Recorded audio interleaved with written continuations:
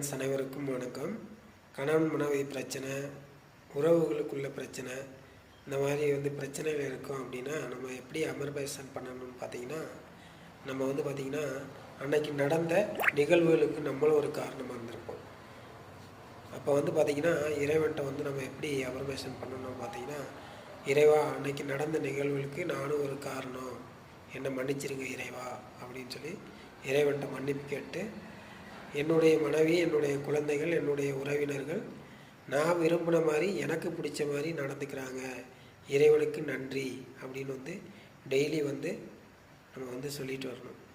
சொல்லிகிட்டே வரும்போது பார்த்திங்கன்னா நம்ம நாளடைவில் ஒரு மாற்றத்தை நம்ம பார்க்க முடியும். அதை சொல்லும்போது பார்த்திங்கன்னா காலையில் அதிகாலையில் பிரம்ம முகூர்த்த நேரத்தில் நீங்கள் தினந்தோறும் சொல்லிக்கிட்டு வாங்க.